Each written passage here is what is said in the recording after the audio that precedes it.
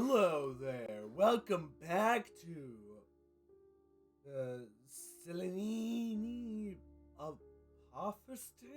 I still don't know how to fucking say this. I have a feeling someone has to fucking be down there and just go, yo! This is how you say it. God damn. Oh yeah. 10-10. Best thing that happened last episode. Look at the end. For those of you who haven't seen it yet. What are you doing? The cat looked at him briefly and licked her lips. Holy shit, there's actually voice acting. I'm gonna turn that shit up, bro. There we go. Now I also changed the audio. Instead of Japanese, it's now English. Oh, and I also did change the shit a little bit. You were lying around idly, and you're not even a cat, see? Okay. Besides, you're soaked in milk. Okay, now when I think about that voice, somewhat scares me, but I'm immediately amused. Well, you're right. I let you down, and had to get my punishment. What? I let myself down too. Good lord! Now there's cleaning to do,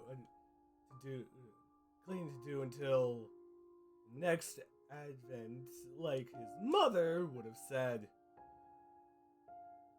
I'll go get a rag. Stay here and don't run with the left of the kitchen while I'm gone. No, I don't wanna. The cat watched him go with a skeptical look. Aren't you the one who's been causing all the trouble so far? No. Never mind me being partially sick, but come on! When he returned with the bucket, the cat was gone.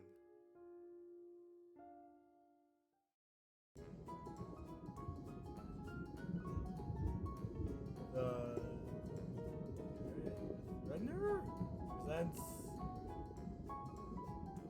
to break. What?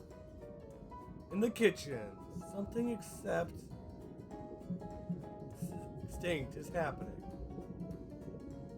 Something exciting is happening. Take squares. You need a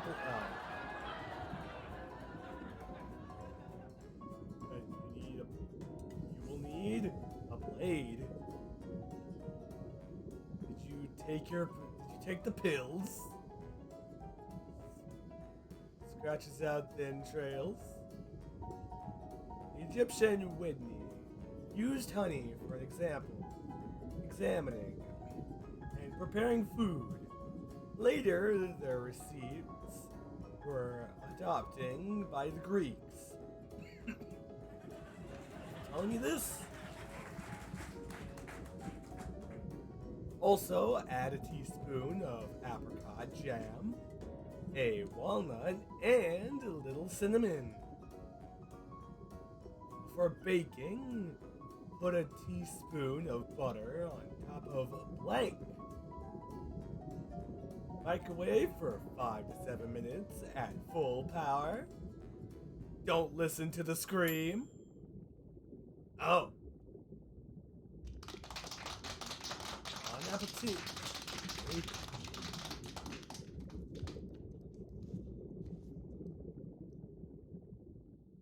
What kind of weird ass dream was that?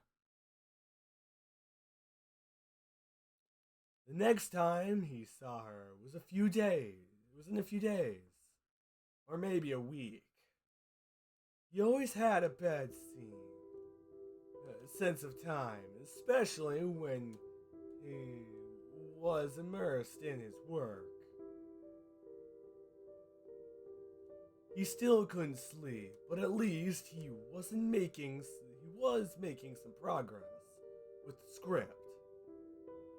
It was a narrative game project, as the customer called it, but actually meant to do whatever you have to finish it in time, else forget about the payment.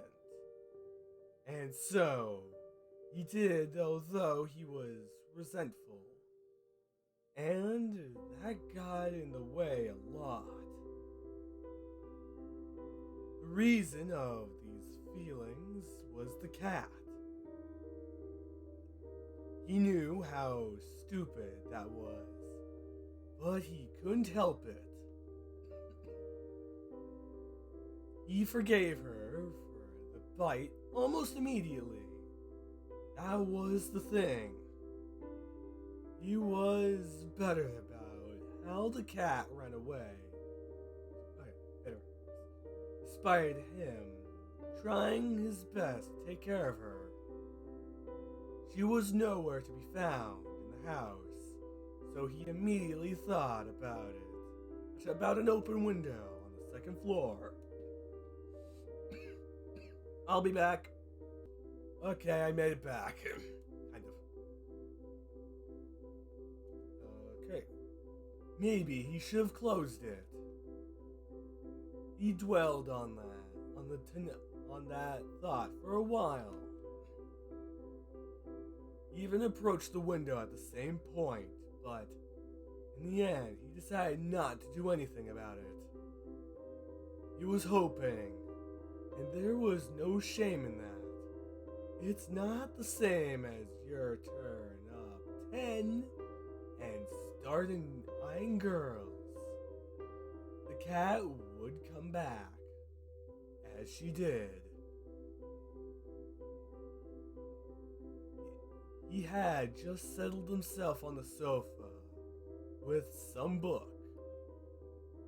Some was the word, as he couldn't remember a thing from the cover, even though he read the title several times. The symbols were floating before his eyes. Of course, he couldn't make out a word. No wonder, considering he didn't sleep at all. When you think about it, it was surprising he could write in this state. What the hell's calling me? I'll be back. Someone's calling me. God dang it. Okay, it looks like someone was just confused. It's cool, it happens. And now back to the story. This all happened like what? A full 10 minutes into this episode. Either way, he was barely following the book. And he wasn't upset at all when a fluffy head bolted his head. Okay? Hey, I'm trying to read here. And you don't seem to be getting anywhere. Good thing you showed up. What does it matter anyways? I don't know. Better scratch me right here. Where's right here? Oh. Pat the cat. He complained. You were absent for so long. Freaking cat. I thought you won't be back. Then why didn't you close the window upstairs? I don't know. There's a big difference between accepting expectations and hopes. You had learned that well. Why did you leave? Did I do anything wrong? The cat stayed silent. Fuck, now I have to save. I'll be back. Okay, I've saved. I'm not gonna go with bitterness. Let's go with happiness. Alright, doesn't matter that much. I'm happy to have you back. After all, there was no point in his grudge from the start. Nobody gains anything by holding on to a small grudge and staying blind to what they really feel. You wouldn't have won anything. God damn it, buddy, why? It's not a damn lottery. The cat rubbed against his arm. He put the book down and gently placed her on his lap. The locket around her neck, unexpectedly cold, touched his skin. Then he got a hunch. Did you go home? I have no home. Oh, this can be your home. Well, someone must be caring about you if they put a collar on. Sometimes a collar is just a collar. Okay. Don't you know? This time, it was him who stayed silent. The cat buried her head in his stomach. Want me to take it off? No. Okay. It is mine now. Okay. Besides, it's easier this way if I catch someone's eye on the streets. He nodded because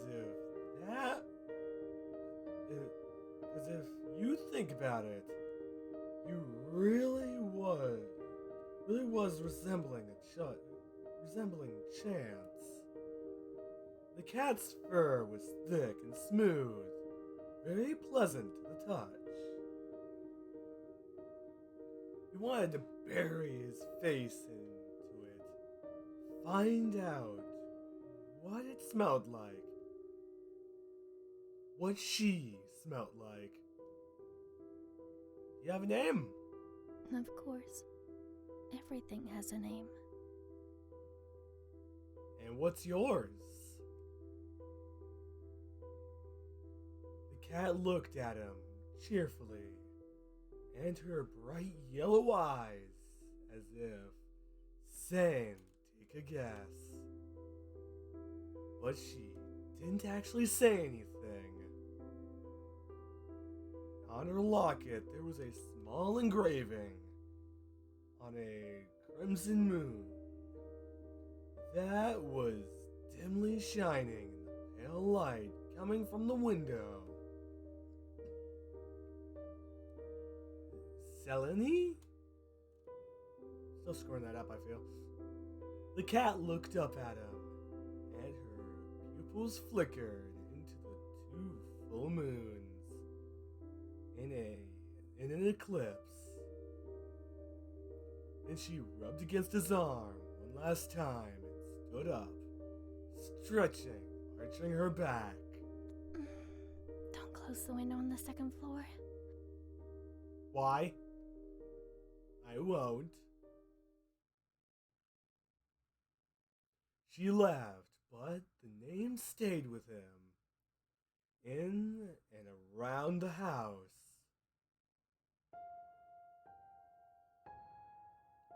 Selene. So hummed the glass. What? White in the moonlight. So whispering. And long shadow of the branches outside the window.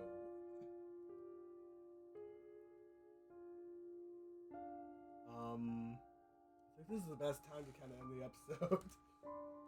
I know that I'm making it a little bit shorter. Like, I get one standard episode, then one short episode, but that's how it's turning out so far. So, I hope all you guys have a great love time and a great day too. Well, I question what the fuck I'm gonna do. So, I'll see you guys next time.